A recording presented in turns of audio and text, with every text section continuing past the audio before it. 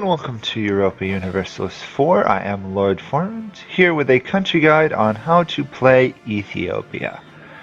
Ethiopia is one of the few, or last actually be more accurate, Christian nations in the southern part of the Middle East, northeastern Africa. And they follow the Coptic faith. They start off in a fairly good position. They start off with a couple neighboring countries they can ally themselves with. They also start off with two vassals, which are useful, one of which is Muslim, the other which is Coptic. Of course, that's Sunni Muslim. They also start off with the only Jewish provinces in the game, located right here. In fact, at the beginning of the game, you start off with Beta Israel separatists who are going to try and break free and form a Jewish state. Of course, if you let them, then you have to reconquer it. So usually your best move is to raise an army and stop them.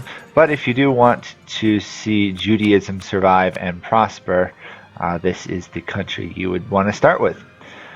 Let's see. Ethiopia, overall, they are one of the stronger countries in this region. In fact, they can grow to take on both the Mamluks and later the Ottomans, if played correctly.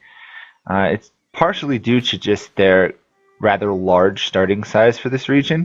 It also has to do with the fact that they have access to several gold mines in the region fairly early on. There are two right here, one of which is Ethiopia's vassal, the other that can be quickly conquered. And using those, the Ethiopians can fund quite a war of expansion, which means you're going to want to develop those gold mine provinces once you actually annex them and conquer them. So in terms of Ethiopia's actual ideas, luckily you start out already in an empire form, which is quite amazing. It means most of the cultures in this region you're already going to accept, which is rather huge because it allows you to take over this region and convert it easier. And that is, of course, because you have acceptable culture, so the conversion rate is higher.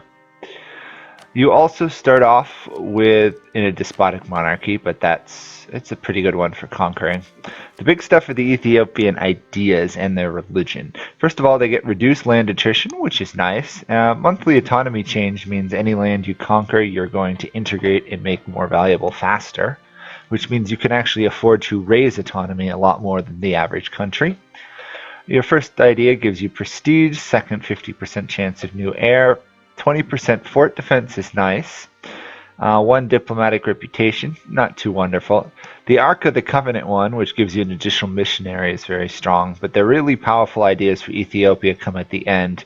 Cheaper core creation cost and infantry combat ability.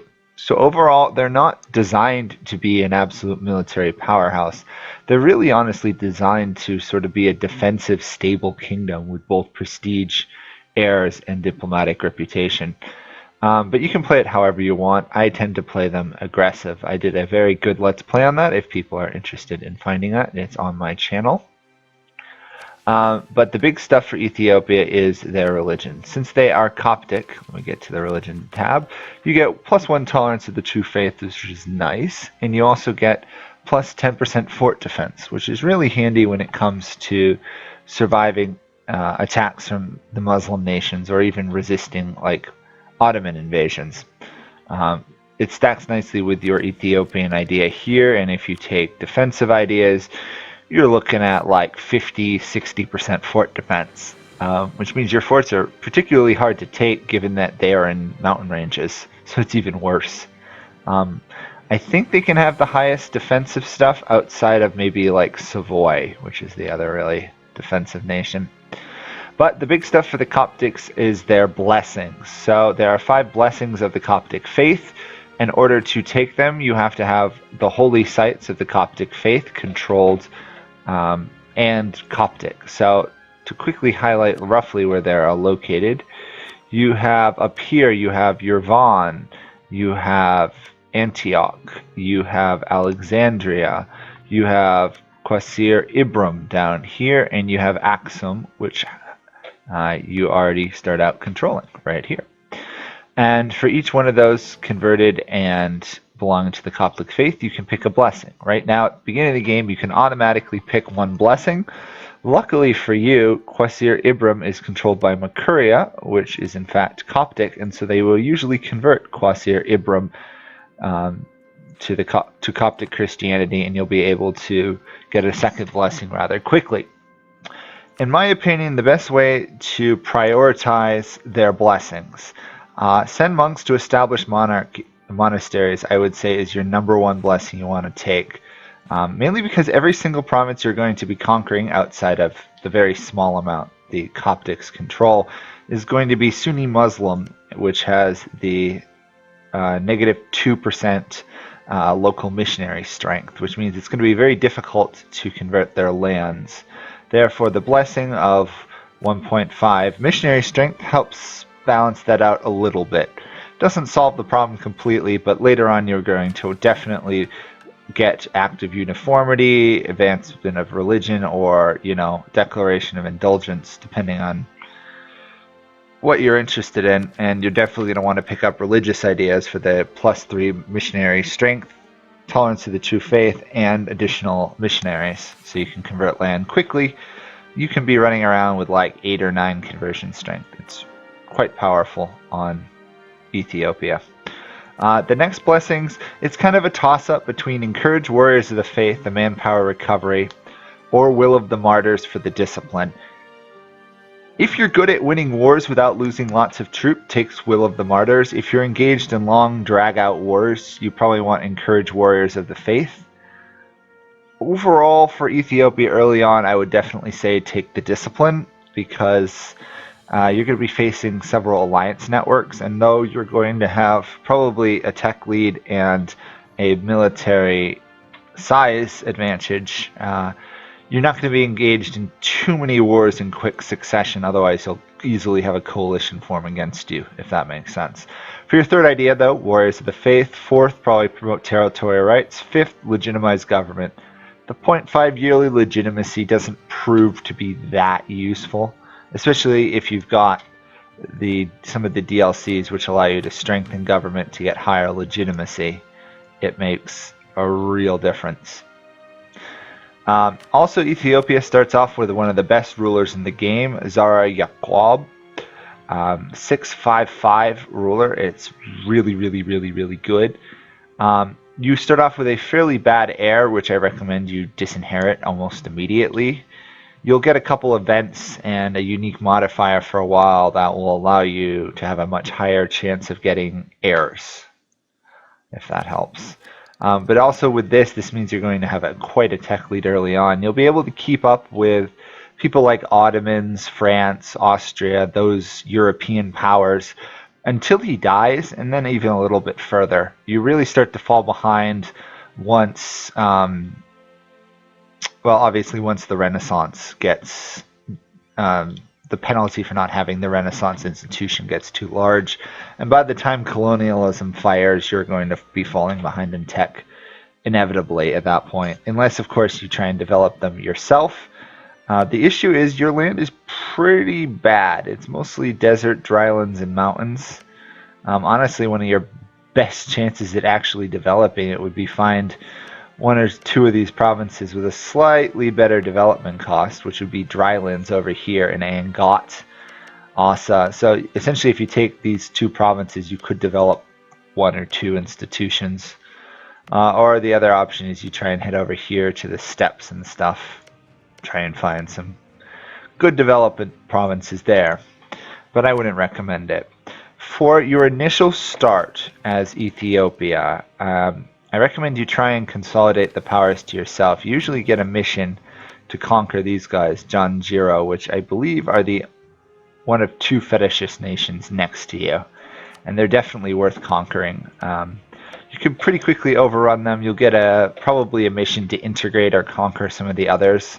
I advise taking out Janjiro, Enaria, and Walata pretty quickly. You could also force Hadia to switch religions to Coptic and let them try and convert the lands, or else you'll have to wait till you annex them or convert it yourself. Then the next target should be trying to take Adal. Usually Adal is ganged up on by Wargan Sali and Marhan, but there are times when they're not and they expand, in which case you have to deal with them quickly because they can grow quite powerful. You're probably not going to have any allies really among the Muslim nations. You probably won't have too many enemies, but you won't have any allies. Really, your best allies are going to be up here in Makuria or Alodia or even Kaffa, unless you take their gold mine, which I kind of recommend you do.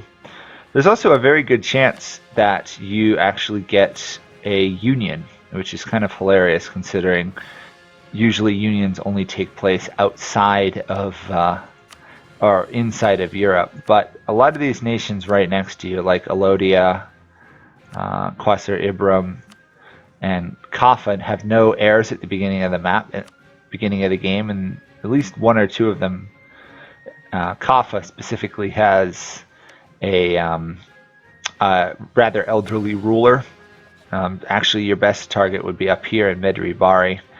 And the odds are, if you do a royal marriage there, let's just pass forward a day, there's usually a fairly good chance that when he dies, someone from your dynasty will take over, or if you've got enough prestige, there's a chance you actually take over yourself. So that will help for sure. You do start off with a little bit of trouble in the religious unity. Luckily, once you take that religious conversion strength, which I will do now, it becomes much more manageable to actually convert these provinces. Zarya Quab is a zealot, as is their heir, so the odds are you'll actually be able to convert things for a while.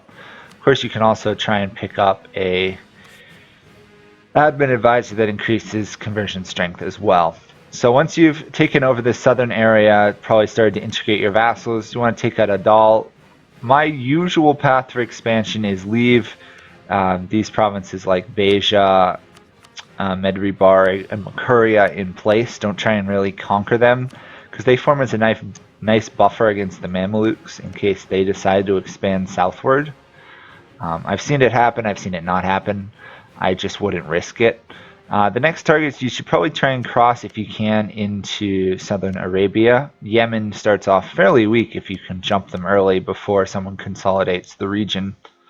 You also should try and expand down the coast. If you can, you want to try and get down here and pick up the Mutapa gold mine provinces. And also Kilwa has one. Didn't know that. That would give you 5, 6, 7 gold mine provinces.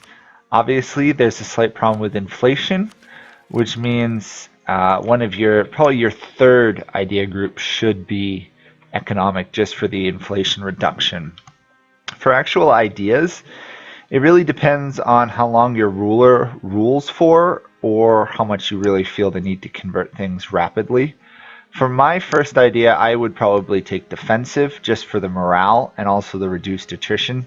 It might not look it, but this land over here is very arid land, so there's a fairly high amount of attrition when you fight wars here. So any amount of reduced attrition on top of your Ethiopian ideas will allow you to maintain a larger army and have more manpower. For your second idea, I would recommend taking religious, just for the missionary strength. The stability and tolerance of the true faith are also rather handy, but the big power is Deus Vult at the end. God wills it. It will allow you to pretty much declare war on anyone in the area, because they'll all be non-Coptic, other than a couple up here. Once you're able to do that, you'll also be able to convert everything rapidly. And if you take the defensive ideas for the morale, you'll probably have the strongest military in the region without struggling that much. I mean, look at Adal, they're about the same size, but you have 13 troops, they have 7, plus you've got 6 more from your vassals. You're quite the military powerhouse early on. If you manage to do all of that, it starts to, if you take this area, you could jump over here to invade Madagascar. I don't know if I would. It's not that valuable land overall. I mean, there's some development there, but it's really your choice. The real question becomes, how do you expand northward? It's important to realize that in the current version of the game, the Mamluks have vassals in Hejaz, likely to get Medina and this region under their control, so they'll probably expand into Arabia, which means your first war against the Mamluks, really either you have to have a massive military lead, which is pretty difficult because they're the Mamluks and they're huge, or you have to time it to when the Ottomans, the great power of northern Middle East, comes south. If you strike the Mamluks about the same time the Ottomans do, you can easily take this coastline up to here. If you get the chance to take land, I would try and recommend you take either Sinai, Gaza, Al-Suez here, and Sharqiya, I can't really pronounce it, or Mansoura. Cutting off the Ottomans from Central Egypt. If you do that, there's a chance the Ottomans won't really get a mission to conquer Egypt, and they'll instead focus on fighting over here in the east. I've never managed to get an alliance with the Ottomans, and of course the Ottomans are rather powerful, but they're weaker than they used to be, which means if you set it up right, and this is really difficult, if you set it up right and you usually get into a fight with them in the Age of Reformation, if you've taken religious ideas, converted province, and unified the cultures, or even forcefully converted another nation, which you can do immediately just by going to your vassal interactions, these guys, enforce religion. You will start off the Age of Reformation, assuming you've completed religious and converted. You'll start off with automatically being able to go into a golden age, and this is where it's key. You want to trigger the golden age if you get into a war with the Ottomans. The bonus morale and stuff that golden eras give you, 10% reduced power costs, it will allow you to usually stomp the Ottomans in the first war, especially if you strike while they're in another war. Because the Ottomans don't usually take defensive ideas.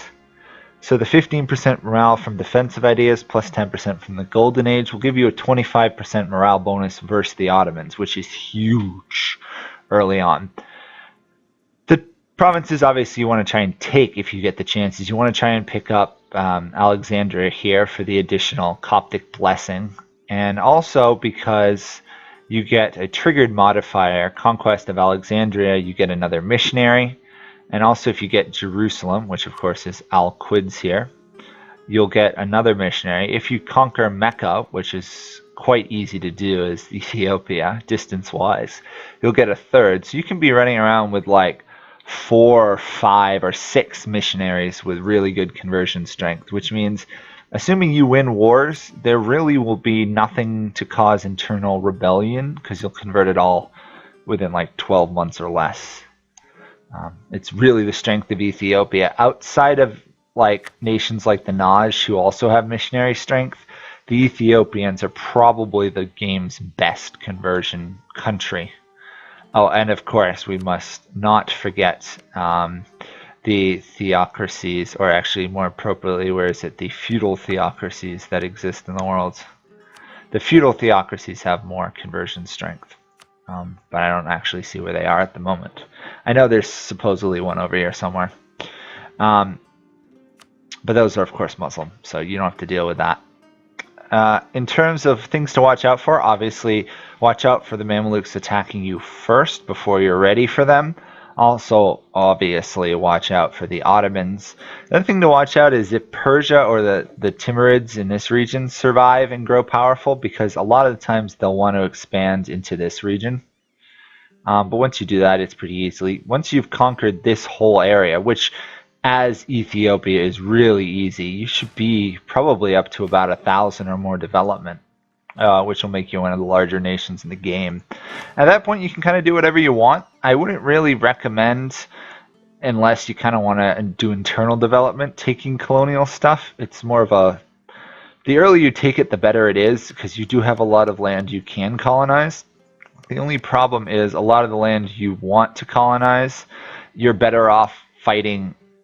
You're going to have lots of people who want that land, so you're better off killing them first and then trying to colonize. But you can easily colonize like 1 or 2 provinces, jump over to the Lake Victorian miners, conquer them, colonize like another province, invade the Congolese region, and essentially control this much of Africa without really messing around up here.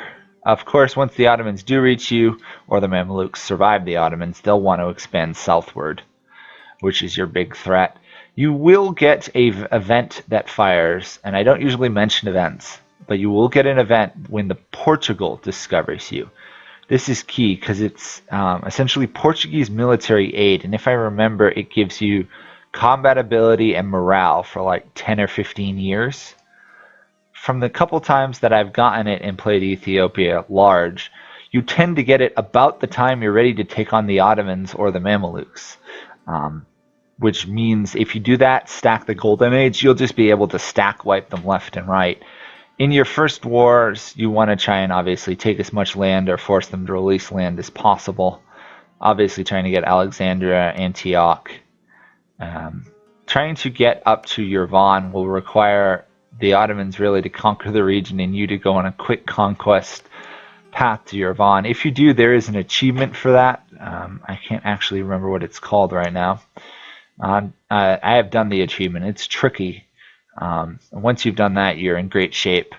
But the Ottomans are really strong, and they won't fall just to you beating them in a couple wars. It's going to take probably 200 years of concerted warfare, concentrated warfare, sorry, to actually break them and control the Middle East. But once you destroy the Ottomans, there's nobody in this area that will be able to stop you. And at that point, really, your only rival might be like Russia or Spain. So that's the guide on Ethiopia. Any questions or comments, let me know, and I'll see you another time for another guide. Bye for now.